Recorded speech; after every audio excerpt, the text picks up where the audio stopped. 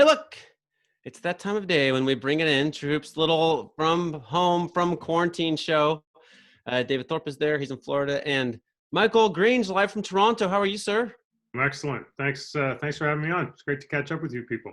No, it's great. I feel like we're like Twitter buddies now, Yeah. more than like real buddies, which is sad. So we're reconnecting. Yeah. Well, it's hey, you take what you can get in these times, but it's great to catch up. One of the things we've just bonded over is you're enlightening us about beard oil. Can you give us? Yeah. Well, I got to give credit to my buddy Bruce Arthur, Yeah. who's always had just a little beard, and I would grow a beard, and it would get too uncomfortable, Yeah. scratchy, itchy, dry. Yeah. And he said beard oil. I was like, there's such a thing, and I went and got some, and it's a big game changer. So this is since literally March 12th, and I don't know when I'm going to shave it. Probably when there's some firm announcement about play returning, maybe. But It's like a non-playoff. beard oil allows it to happen. So when your friend of mine, Sirt Soe, was on the show, and Yes. She spends a lot of time talking about White Claw, the like hard seltzer. Oh, it's terrible. So we made her go and she had some. She hates it, but she buys it, right? She had it handy. Yeah. She on camera was talking about, we might have to see if you can apply some beard oil before the I want to know. I'm game for that. I want to know what you're using. I use I don't have a beard as thick as yours. I tend to keep it like this. Yeah. And I use Parasso. It's an Italian brand. It's a very good smelling, just to kind of keep it moist. I'm curious what you use, because you need a bit. I ran out of some. I don't know what my first brand was. I went to Shoppers Drug Mart, iconic Canadian chain drugstore, and there was like the expensive Italian looking ones, and I was like, nah, I just grabbed the cheap one, because this feels pine tar. I was not going to spend $40 on beard oil. No, it's a pandemic. You don't need to. But when you're going out for a nice night with your wife somewhere, try the Italian stuff. Trust me on that. I'll give it a shot. I'll just tell your wife you're welcome. You're always coaching. That's what I need. I'm very coachable. All right, so we're going to talk about playoff formats. A lot of the article you just wrote, some other things, but really fast. I just want to encourage everyone to watch. Steven Jackson was on NBC News. I think it's the most useful, powerful use of local television news for me in the last decade. I couldn't encourage you enough to go and watch this. I'm going to read a little quote where he talks. So Steven Jackson's very close friend was George Floyd. And Steven Jackson said, "This is wrong. I don't stand for what's wrong. I stand for what's right, and I'm going to get justice for my friend. Floyd would want everybody standing together and fighting for justice." We're going to talk about this tomorrow. Most of the show, Gerard's working on some stuff right now. So I wanted to sort of acknowledge this, and then not be three white guys talking about race in America for 45 minutes today, because, it's just not perfect. Yeah, this thing too. That was amazing. Derek Rose. Yeah. Years ago. Anyway, so we're working on that. Anyone have any thoughts they want to share for the moment?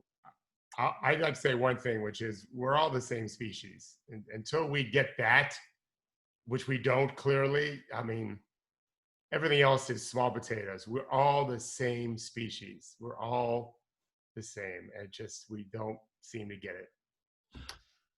Yeah, I mean, we absolutely echo that. And just going back with some NBA people on this topic yesterday, and it's really fascinating to me to watch the interaction of the policemen, both with the crowd and with each other, and just that tension where, you just felt like they were so dug in, and they didn't want to quite literally shift their position, maybe because it would be seen as giving in or something to the crowd, and then the other two policemen there sort of, wanting to stand with their colleague and not exercising their own will of what is clearly right and wrong and what's going wrong. Just an incredibly tragic and fascinating dynamic, and prayers to everybody involved. Like it's obviously the victim. I mean, I don't know. I mean, you just hope that something can evolve from this that gets us in a little bit better place. But it's pretty difficult to watch and think about. I would like, this is where I was, there's this, like when you lose, don't lose the lesson kind of thing, right? You're just saying like get something like Steven, like I'm like, oh, who's the voice? Who knows what to say now, right? And that's where I encourage you to watch the Steven Jackson thing if you haven't already. But like that's when I'm like, oh, Steven Jackson, like he's saying it's perfect. Like to me, like I was like so proud that the NBA, like, this is a real emergent, profound societal issue, and Steven Jackson is here and ready to say things that matter. And what will be interesting, I know we don't want to get too sidelined on this, but it'll be very interesting as the league does return to play and they're in that, let's presume the bubble environment. What kind of voice and what kind of statement people are going to be looking to make, and what the league is going to be looking to make, because that'll be a very fascinating subtext. We're all Steven Jackson right now. We should be. Yeah. Whether it be black or the victim's friend to feel that way. We should be all feeling like Steven Jackson right now, and I do. Okay, so turning this page. So the bubble looks like it's on rails. Looks like it's going to happen. Michael, you're excited, nervous, scared, happy. Would you go if you were invited, etc.? Very excited. I think would I go? Yeah, I would. I mean, I feel confident that, for me particularly, like I'm probably in less risk in that environment than I am going to grocery stores. Right? Because the beard protects you? Is that what you're saying? The beard. Actually, I've been told that the beard is bad. It's a germ capturer. But no, I would shave before I went. But so I'm very confident that the protocols that are going to be set up in that environment are going to be better than what I'd be able to access in my own daily life that I'm living right now. So on that basis, I have, I would welcome it beyond the inconvenience and the time and, 2 months potentially away and all those kinds of things. And I think, in a big picture, I understand there's a lot of justifiable concern, but I think, I'm one who believes that this can be done in a very, where the risks, to the extent we truly know them, are tolerable, I guess is the way to put it. Yeah. And then you wrote a cool story that was kind of like, maybe this is a chance to shake up the status quo. The NBA has not been the most like open-minded and making real changes to formats of anything really, but now maybe it's a chance, right? Maybe it's a chance to really try some things. Absolutely. I mean, I think it would be at this point, I would say I would be deeply disappointed if you had this situation where all the teams are in one place. There are no travel issues. There's no home court that needs to be honored. You're so in the hole financially that there's really no downside, and you don't go, hey, let's try and do something different. Let's try and introduce something. And and the minimum to me would be seeding 1 through 16. Because that's, I think, if and when you ever return to real life, that's probably going to be impossible to do just because of travel. The travel obstacle always comes up. But I know we're going to talk about this. But this World Cup group stage replacing the first round of the playoffs, I mean, I'll be at this point deeply disappointed if they don't do that. I kind of think they won't, maybe, but I just think it's a brilliant idea. I think it offers so much potential, and I'd love to see it. Okay, so there have been several good stories. Kevin O'Connor wrote a story that I think was one of the first to really dig into that. Zach Lowe, we've written about, this thing struck me as like the constituents, the various teams and owners and GMs and whatever. So like the feedback from like, the Whisper Network is that anything like that might be inherently unfair. So like, some teams worked all year to get the 3 seed or the 2 seed, and now they might just lose 2 games and they're out. And someone in one of those articles said basically like fans wouldn't like that. But I feel like, oh, no. Like I've been in these meetings, like fans would love that, right? 100%. Like, the NCAA tournament's extremely random. NFL playoffs are extremely random, and they're the most popular goddamn things in the world, right? Like the notion that Creighton might win, or the NBA's equivalent of Creighton, which is of course the Grizzlies, Like, that's the best thing that can happen, right? Well, it also like the existing first round format is universally blah. Like it just never generates upsets. And like I think since 1983, I had it in the story, but there's been 288 first round series, and a first or second seed hasn't won in 12 times out of 208 tries. And that was, I think that goes as far back as they might have had best of 3 first rounds. We all know they had best of 5s. And since it's been best of 7, which goes back to 2003, there's only been 1 case of a number 2 winning and no cases of a number 1. So, you know, when you look, it's a sweep every year, it seems, or a 4-1, right? So I think this group stage, it just creates like so many opportunities. And I don't think the risk is exactly as big as people might think, but it does create better games, better opportunities, more belief. And I think it's actually something that could have life after the pandemic. What's the craziest idea you love?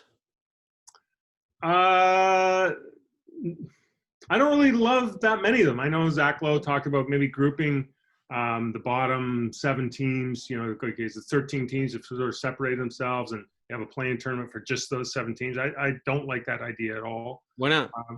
I think it has no legs. Like it would be completely one-off. It would not have any kind of traction in an environment any other than this. It'd be difficult to explain to fans. It's kind of random, like what? So the top 6 teams in the East are fine. So basically, you're just hiving off the kind of crappy teams and let them fight for a couple of crumbs while the other 13 teams do what exactly? It doesn't generate you a ton of games. It doesn't generate you a ton of revenue. And I think what's interesting about the play-in stage or the play-in option is even if it's at most minimal, 20 teams playing 2 games each, that's 80 guaranteed games. The most you can have in a first round is 56. We've never seen that. That would require 8 game series going to 7 games.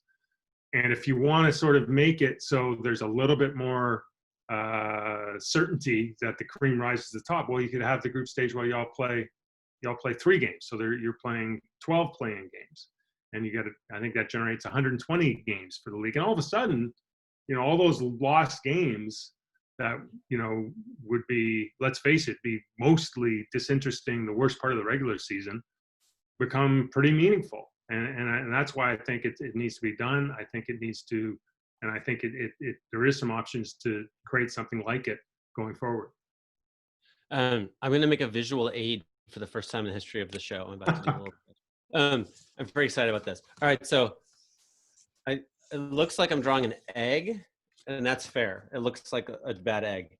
Yeah, so, yeah. As someone who like spent some time in meetings at ESPN where we talk about like audience and stuff, I think like, so this inner circle here are hardcore NBA fans, Right. And this outer circle is who needs to be watching for it to be a good business, right? Yeah. So I think what's happening is everybody who's in these meetings is in the inner circle. And so everybody's really worried about like, you know, tradition and fairness and optics and all this stuff. Whereas like in this outer circle, which is basically like our parents, right? Or people who just aren't NBA fans, that's where I think like single elimination or just zanier stuff than has ever been considered is 100% valuable to them, right? Like, yeah, well, I mean, I could go on about this all day, to be honest. Yeah. We got time. Because I mean, first of all, the biggest sporting event in the world is the World Cup, and you know, the NBA's growth potential as a business is international, right? And its competition is soccer. Right? Like, I mean, there's certainly ground to be made up versus the NFL within North America, whatever. Like, but it's not like leaps and bounds. Like the big growth, and the NBA knows it. I mean, they're in China, they're in India, they participate in the World Cup, they participate in the Olympics. So, you know, the largest sporting audience in the world is very familiar with group stage, right? Like, it's not that hard to explain.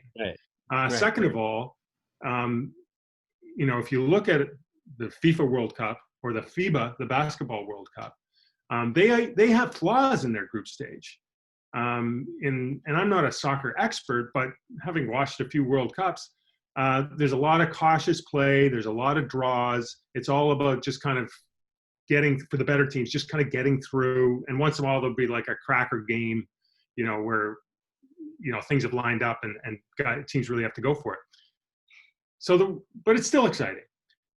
On the basketball version, the World Cup just isn't deep enough. All right. You get to 32 teams, you have a group stage, and it's, who is it? It's Serbia versus Australia, New Zealand or something. Well, nobody cares. Yeah. There's no personalities there relatively, and the top team's going to beat the bottom team almost every time. The NBA doesn't have that issue. The group stage could really have an urgency. Like, we know that a 10th seed can challenge a 1 seed in one game. It becomes the games right away become interesting. Right away, you're having the potential of some really good matchups very early in the playoff process. You're not waiting. We've been waiting 4 months for games, maybe 5 by the time this starts. So right away, you could have, the Lakers versus the Miami Heat in a pretty important game. You got Jimmy Butler and LeBron going at it, and on down the list. And going forward, I was just thinking this before we started, is you could recreate this in an East and West format as we move along. You wouldn't need a play-in tournament as they've been talking for those 7, 8, 9 seeds. You could just go, okay, we're going to have two stages, East, 4 groups, 2 in the East, 2 in the West, groups of 5, groups of 6, 10 or 12 teams, whatever the number is, and this is how this would be your first round every year from now on. And I think it would solve a lot of problems, create a lot of meaningful games. And in this scenario, there's no downside to not trying it. I like it. Get Adam Silver on the phone. He needs to talk. He needs to hear from me. He's probably watching. He's probably watching. I'll tell you this too. Like, I've had soul-searching conversations with people in the league office for more than a decade about this kind of stuff, right? And I'm going to pair mostly off the record, mostly on background, occasionally a quote here or there, but or occasionally as Sloan, the talk from the Sloan stage or whatever. You can say anything at Sloan, doesn't matter. Yeah, it's a weird zone. But I will paraphrase the emotion that from these conversations is people in the league office rate very highly the value of these kinds of changes, right? And they've assessed them very deeply, and there's some they like more than others, but they're like, I would use the word bereft at how timid the various committees are that would have to sign off to make the changes. So it's like these, the competition committee has gone, they changed it like intentionally for this reason, right? They reconstituted the competition committee because the other one would only do, so let's say there's the Pelicans coach might be on the competition committee and will abstain or not vote on everything except a thing that might help the Pelicans win another game within the next month, right? Which means you will never reimagine anything, which is why they never reimagine anything, right? So to me, I'm I'm totally with you on if we don't do this now, just quit. Yeah, it's never gonna happen. But meanwhile, it's not a league that is, the players are doing a lot to make the league exciting. Like, coaches are coaching their butts off, whatever. But the structure of it is. But I mean, I think there's been some signals around that, right? I mean, the draft lottery's been reformed. It could probably have gone further, and may still. But there's been the talk of the play-in tournament, the talk of the in-season tournament. It's clear that they're looking outwardly to find formats to kind of move ahead. That's my interpretation of Adam Silver's mandate from a distance. And I can't really speak to why there's resistance on that, other than there always is. But so I don't really share that view that the league is super conservative. I think that I think that it's an outward-looking leadership, and I think what you're seeing now with the cooperation, the collaboration, the seeming collaboration between the league and the players' union also bodes very, very well. So, I'd like to be optimistic. I'd like to think that there is, and the one thing about the World Cup idea is I do think it answers a big financial question. It creates a lot of meaningful games, more than almost any other scenario. You go straight to the playoffs, 1 through 16, either whatever way it's seeded, East or West or whatever, you just don't have that many games. And a lot of them are going to be stinkers. And you have to wait probably another week to 10 days or 2 weeks from the point the starting pistol goes off to actually get into that second round where there's some meaty matchups, Right. So, and so, I mean, if you're ESPN or Turner or whoever it is, and you want to like build up your programming catalog, this play-in tournament, or sorry, the group stage style tournament, it's the best solution. Yeah. Can I chime in on this? Please. Yeah, sure. Well, you're not gonna like what I have to say because I want to punch you guys right in the beard. I'm just kidding. Well, that's not me. I know. No. So, I'm the heretic. I'll take it. So, I mean, I want innovation too, and Henry and I talk about this a million hours a year. And what you said, Michael, I love about that they're considering some of these fun things. I'd like them to do it, to be able to really say, okay, they're not so conservative. Talking about it doesn't really accomplish very much unless we ultimately do it. But on this particular situation, separate from all 30 teams, that's a different debate as to whether or not we can, like Henry yesterday, Henry's been talking about, every team has to reach a certain number of games. I think it's 70 to get the regional TV money. I don't know that all 30 teams want to play. So we can't even debate whether or not you can have regular season games. If even one team says, you know what, like Golden State, I don't think Steve Kerr wants to coach anymore this year. If they opt out, say goodbye to 14 teams. They can't do it. They've got to go into some kind of preseason with the playoff teams and then play. But guys, this year, there's only a couple series that won't be really fun to watch. Milwaukee probably destroys the Magic in 4. It's fair to say. Although Orlando's pretty good, they're not. Milwaukee's amazing. Okay. The Raptors probably beat the hell out of the Nets. I don't think Durant comes back. I know there's talk about it. I don't think they do it. That's it. Heat Pacers is great. Celtics Sixers is great. And now look at the West. The worst matchup is John Morant versus LeBron James. People will watch that game. Memphis is fun to watch, but it's probably a sweep or 5 at best.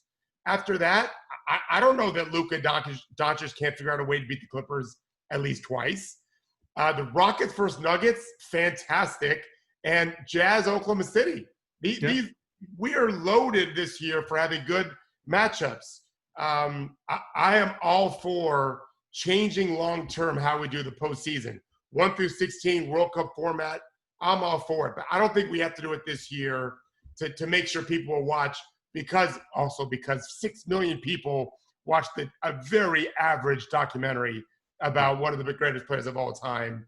It was fun to watch in part because there's nothing else on. I don't know that 1 million people watch that if it's just regular time because of the playoffs, which is why they were going to do it initially in the summer when there were no games on.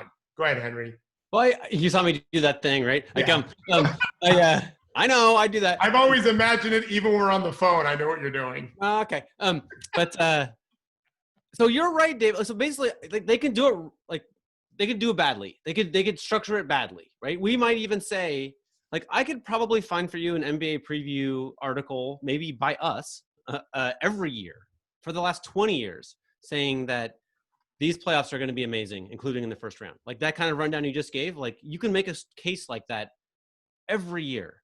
And yet, you can't make the case that it has been the best possible structure, right? And so this is where, like, 10 years ago, like some NBA GM like gave me all this intel about you can make Creighton a top-rated national TV program if you make it single elimination, right? So Creighton sucks compared to the Grizzlies, right?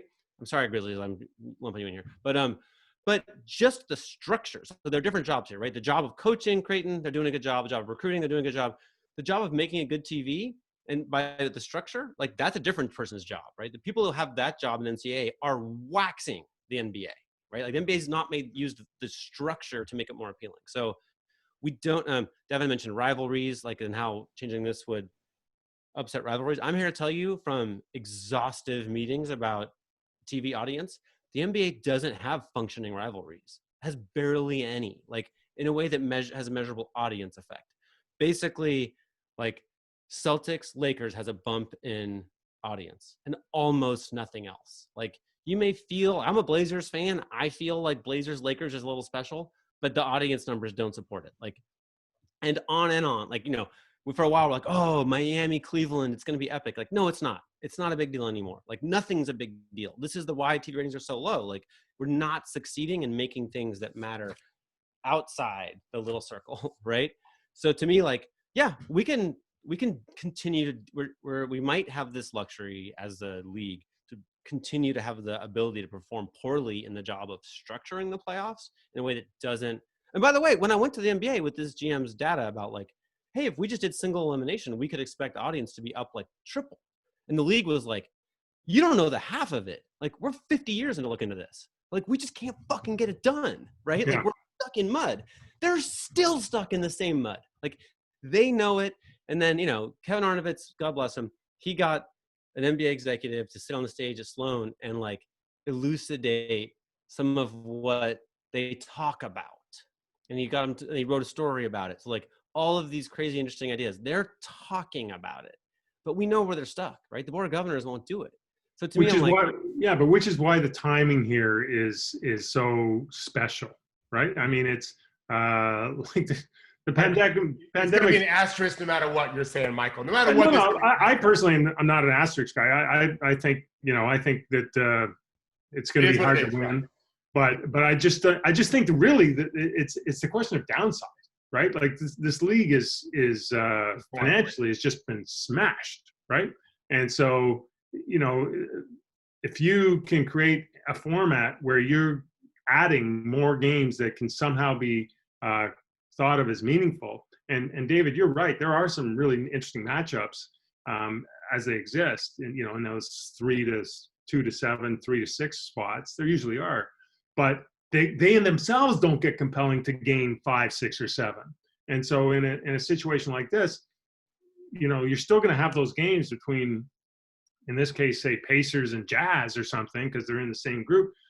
But it'll be either the second time they play or the third time they play. Right. And that game could be the pivot not only for each of them advancing, it could be the pivot for, another team above or below them in their group advancing. Like we all have seen that in World Cup basketball and soccer where, the whole tournament is watching one game because it has ripple effects everywhere else.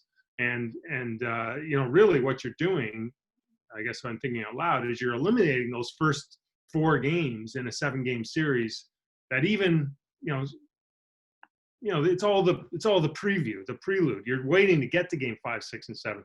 Well, in this scenario, we're already there. So, and don't forget, like it's not to be on. This is just the first round. Yeah. And once this is done, then we're on to best of 7s, top 8 teams in the league. And, as good as that's, it's going to, for all those reasons you just said, it's going to be great. There's so much parity. So, but to me, could you do this in a regular season? No chance. Like, no way. Like, it's just too radical. Unless you did it now and it really works. You do it now, you prove that there's some traction, and then you think about adding it in. I think to me, like, the reason you'll never have this chance again. And to me, like, if we had a single elimination play-in tournament, the upside would be we'd have data on single elimination play-in tournaments. Like so they've been talking about it for decades. But Henry, the problem with a single elimination tournament is in the NCAA you have 64 teams. Like it can last, and you only have to play, on the weekends. And it, you know what I mean? Like you don't. In the NBA scenario, like even if you did have a single elimination tournament, it'd be over in 2 weeks. No. It would just be like.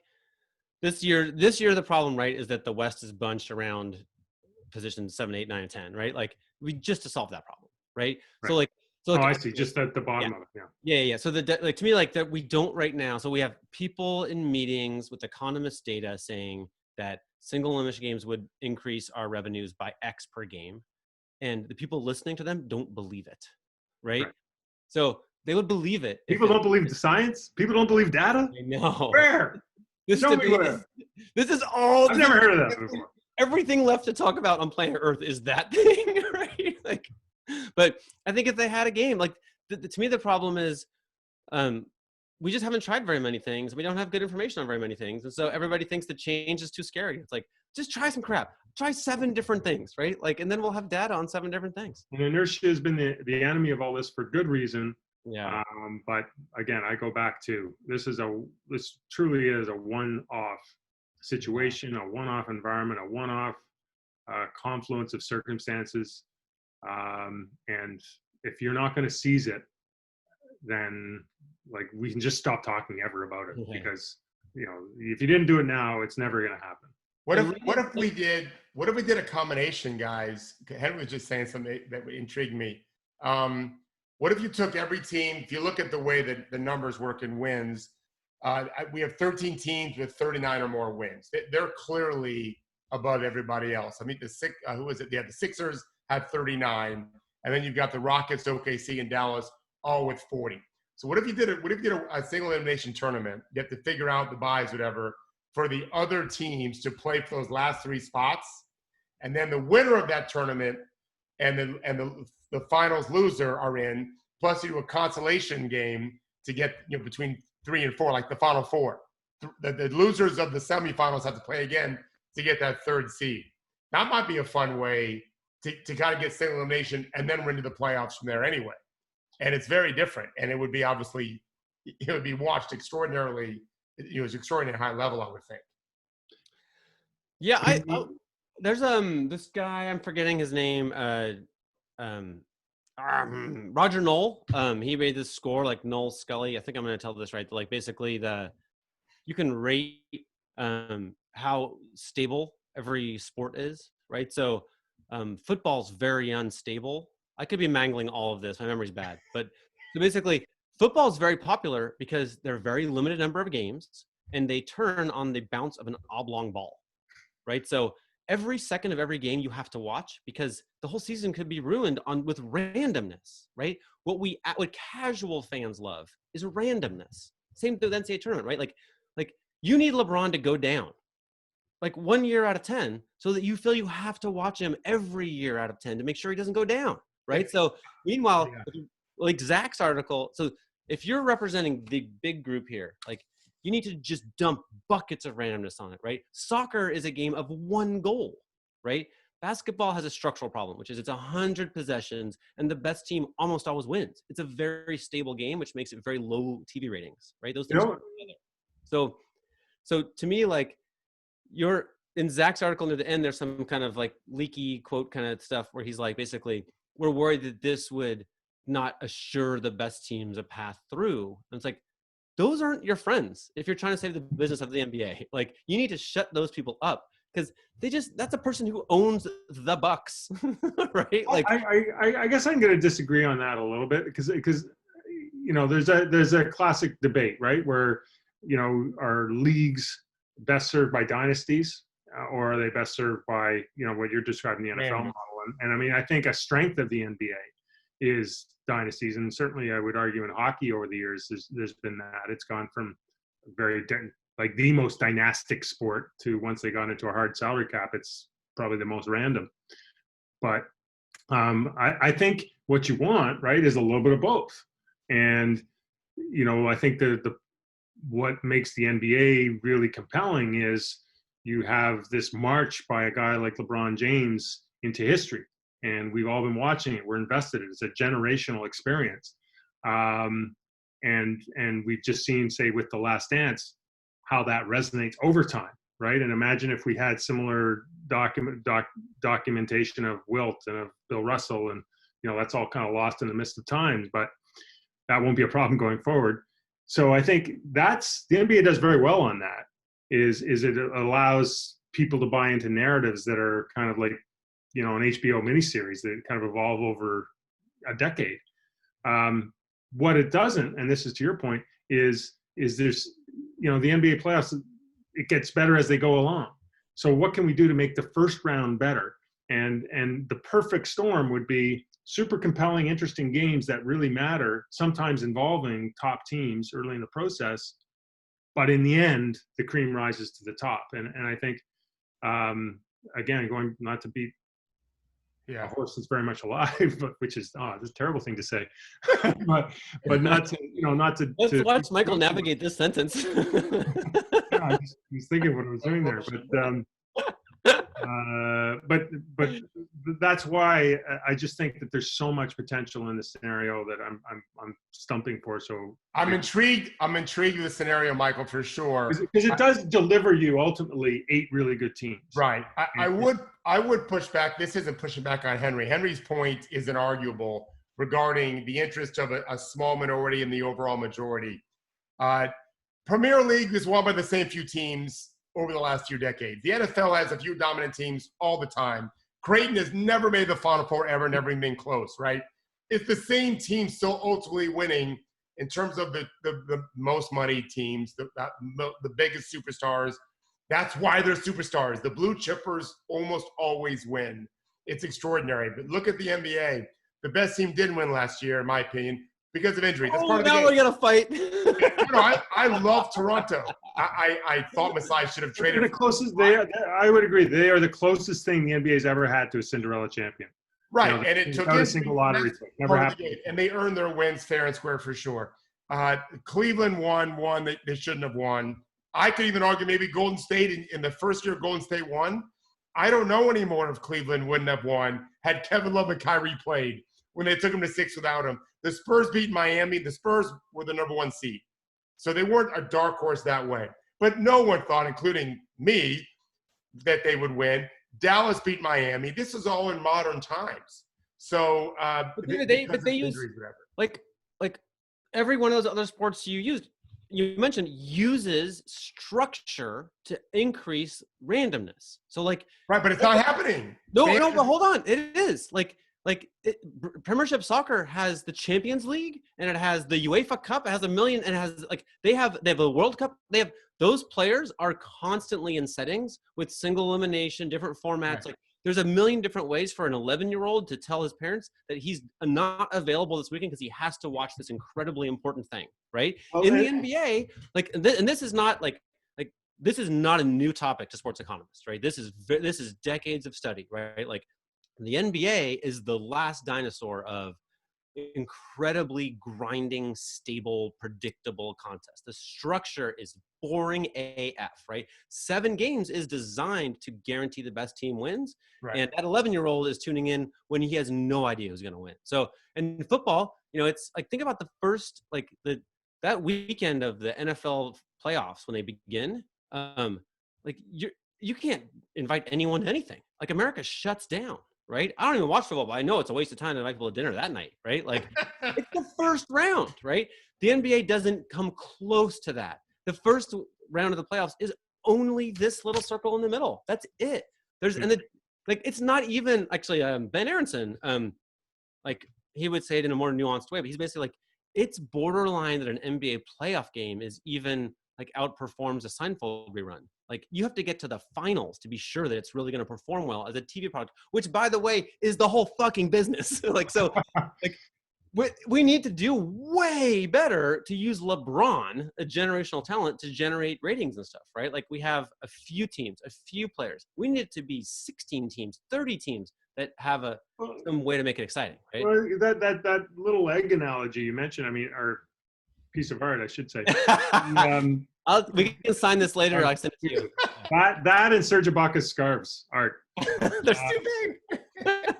but again, it goes back to 6 or 7 million people watched The Last Dance. I watched it with my wife who has marginal interest in basketball, my daughter who has marginal interest in basketball, and my son was not even close to being alive. That was going on. So.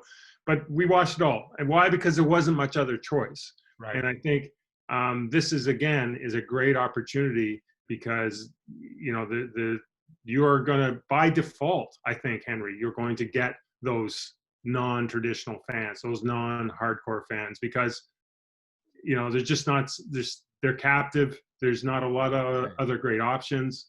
And, so why don't you present them with something that's different and educate them along the way. Yeah, for sure. I guess it could go either way, right? It could be like LeBron will do his job to get people to tune in, but will Mark Lazary do his part to get people to tune in? You know what I mean? It's a different job, right? But I think we overstate the risks too, because I've done a mock group stage thing, and even if you just did it, Group A with the Bucks was, was in a group with the next tier, the 5 through 8s, right? So there's the 1 through 4 tier and the 5 through 8 tier. So you'd give the Bucks in there, they'd get the weakest of the second tier, the weakest of the third tier, the weakest of the fourth tier, and the weakest of the fifth tier. Right. They're Like, gonna the win. Bucks are going to advance. Like, don't worry. But you do have the possibility. You'll have them playing some higher profile games potentially. They could draw James Harden and the Rockets or something. And B, within that, there could be a game that is a bit pivotal. Whereas in the first round, I think we've agreed they're probably not. So, I mean, the downside of it is you get a team like the Clippers or the Raptors, but for the league's purposes, the Clippers, they would be in something much closer to a group of death. And, and I do think if the league could, one of the attractive things about going 1 through 16 is you get the Clippers and the Lakers on other sides on opposite sides of the draw. Like, you have the potential for the single most compelling finals matchup. I think most people would agree. I think I'm like callously just not worried. Like, there are 7 really good teams. If one of them goes down in the first round, like, some fans and one owner will be irate. Right. Everyone else will be like, great, right? Like, when Dikembe Mutombo beat the number 1 ranked Sonics, like, I'm sure that in Seattle they were like, the NBA needs to fix this, right? But the rest of the world was like, oh, it's the first interesting first round. They did fix it. They went to 7 games. Yeah. Yeah, but the only way to make a exciting first round, right, is to have that happen, right? Like, it's exactly what we want. Right? Yeah. Again, I think the risks are overstated, and the upside, I think, are evident. And somebody's got to make it. Henry, it's your job. You got. No, actually, I was gonna just nominate you to be commissioner. You got this. Go do it. All right. Can we have like a NBA commissioner and then a separate Canadian NBA commissioner? It's kind of like a rival position. It's sort of like the shadow cabinet sort of thing, the official opposition. Can I sort of stupidly and embarrassingly make you relive with me the funny thing about when you were trying to convince me that, like, not all Canadians are neighbors and friends, and remember? Although the sad thing is, the 1 degree of separation thing is or the whatever number of degrees is pretty real, especially within the Canadian basketball firmament, so to speak. Yeah. Like, it's sad. Like, if I don't know them, I sort of do know them, or put it this way, like, there was a U19 or U18 national team camp, and I knew or had played with or was friends with, like, there was like 5 sons that were on it, and I knew all their dads. Like, it was like, and that's because I played national team basketball with anybody, but it's just like, that's just the community. So sometimes these things emerge, and we were at dinner or something, and Canada's just so much more fun to talk about than the U.S. And so I think when I'm hanging out with you, I like to bring it up a lot, because I recognize this is a cheap thing to do, but you're very nice about it. And so then somehow it emerged that it's like, I was joking, like, oh, you know this guy, he's Canadian, right? And then some months later, Malcolm Gladwell shares a photograph of himself winning like the U14 3K race or something. He was a top racer, and there's another guy in the frame who went on to become an Olympian. And I think I shared that on social media or something. And then I remember I was in a little sandwich shop, I think in Boston, and you reach out and you're like, I'm very, very sorry to tell you this, but like, that other dude in the photo is my neighbor. We agree. It's a great story. He lives literally like 100 yards over my left shoulder. And he held the Canadian 1500 meter record for like 12 years or something. And I talk to him almost every day. He's always out walking around. Great guy, great storyteller, amazing storyteller. And the funny thing about that is Malcolm Gladwell reached out to Dave Reed. Like this was like an obsession of Malcolm Gladwell, who I don't know, even though he is Canadian. And oh, I do know a Canadian you don't know. There you go. There you go. Yeah. And Malcolm Gladwell connected with Dave Reed somehow, and they actually went running together in New York. And now Dave is still in great shape. Yeah. But he trains. He's an Olympic coach right now. He trains Olympic athletes. But he'll run like 5K once in a while, sort of thing. And Malcolm Gladwell is, obviously a guy who's a really passionate late career runner. And like he took Dave out for a run and tried to grind him into the ground. Apparently, like Dave was like, "What are we doing here?" Kind of a funny story. Henry, you've been running with Malcolm. Does he run you in the ground? Oh, hell yeah. No, he's an absolute sadist. Like, nice guy. Like the first time I'm running together, I showed up with like what I would call like capital I, capital Q, like interesting questions, right? I'm like we're two writers and I'm gonna like pick his brain and learn stuff. And but I was marathon training, and so we had some emailing about like what pace we were gonna run, and I was supposed to run a whatever it was, like a 12-miler that day, a 7-minute mile pace or what. And Malcolm, so basically the point is I don't want to go crazy fast because I have to go crazy fast the next day, right? And you don't want to be spent. Yeah. And he's like, yeah, no problem. Absolutely.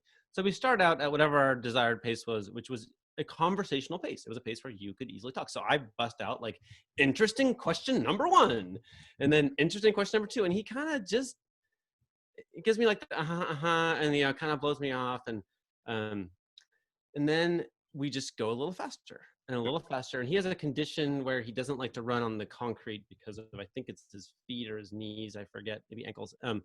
So he has a certain path at Central Park, which eschews all firm surfaces. And so I don't know where we're going. Like I just follow him. We're weaving through the woods and a little faster. And now I'm like, I'm pretty sure we're running like sub 6-minute miles. Like we are flying and it's hot.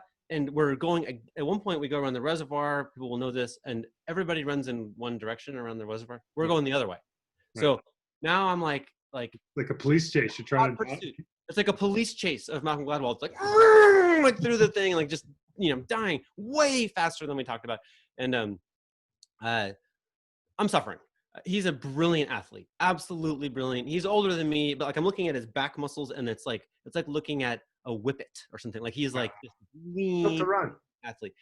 And meanwhile, it also feels very, very macho. It feels like he is trying to prove something to me. He's trying to like put me in my place. It feels like I'm in well, I would say that your instincts based on my conversation with my neighbor were absolutely correct. And like, this was like a 30-year revenge run planned and executed by Malcolm Gladwell. He's doing it. So then we get to the end, like I've never known where we're going, so I always start behind him, and then he's like, "Oh, we're just gonna run to that bridge," and I can see it's like 400 yards ahead, and I'm like, "We've been in a death match for however long now," and I'm like, "Well, here we freaking go," like he's definitely fitter than I am, but I'm like, I'm gonna empty the tank here, right? So we're running to that bridge with everything we got, and I'm just flying. My form is terrible. I'm throwing sweat off and spit and snot, and just like, and I get to the bridge. And I won. And I turn back, and he is walking at the place he was standing when he said we're running to that bridge. Oh, really? Which means I'm the crazy one all of a sudden.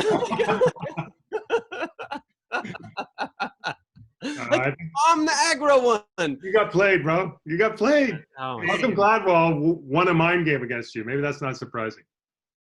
And then we walk back to the where we met, and he's like always like. And now he's the most fascinating host of all time. He's been processing my questions, and he's like, "Oh, I do like to think about interview technique." He's just like dropping pearls of wisdom right and left. And I'm like, oh my god, like. And of course, I ran with him several more times after that. Like a great guy. More of that story is Henry are a little bit crazy. Possibly, yeah. Yeah. So wait, one more. David sent me a question. Different David. Michael, can you foresee any scenario? Take a deep breath. This is a wild one, where Vancouver and Seattle share an NBA team. No. That's because they're talking about Montreal and their Tampa Bay Rays doing that. I bet that's where. That's got to be a Canadian who sent that question, right? There's no way someone from Seattle would send that question. No, I just don't. I mean, first of all, I think Seattle is an amazing NBA market all on its own. So, there's zero question that they could sustain and be super vibrant. They might be getting a team after this whole thing's over. There'll be so many different. Yeah, that's a very good point. Yeah, someone's going to be selling to somebody, and they're going to take it to Seattle. Yeah, and then as it relates to Vancouver, I mean, it's changed a lot since the Grizzlies moved on. The ownership structure there is a lot more reminiscent of the ownership structure that exists here in Toronto as it relates to the Raptors.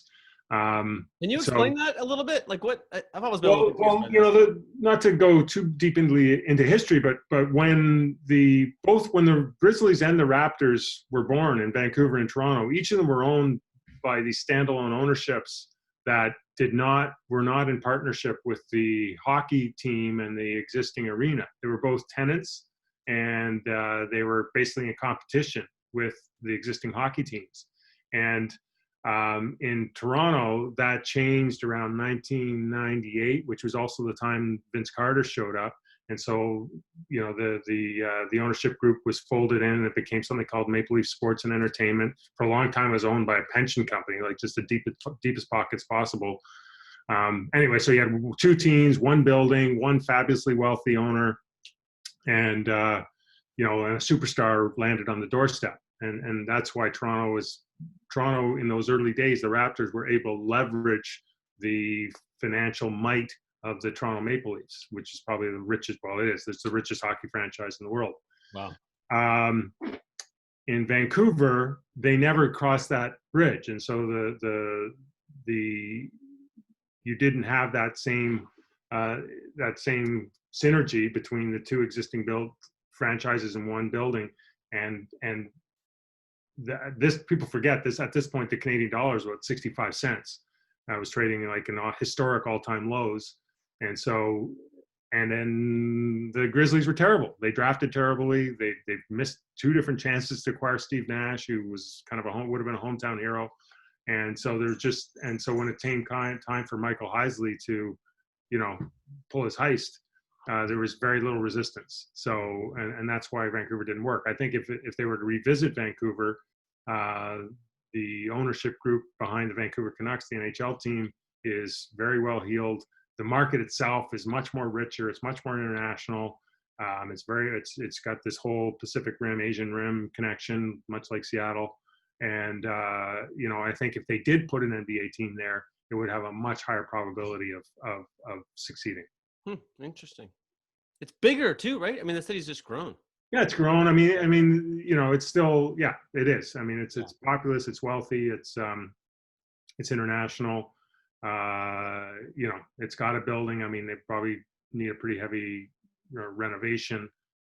You know, I'm not here saying that Vancouver's going to be back in the NBA anytime soon, but I am here to say that there's no chance that Seattle and Vancouver would need to share a franchise.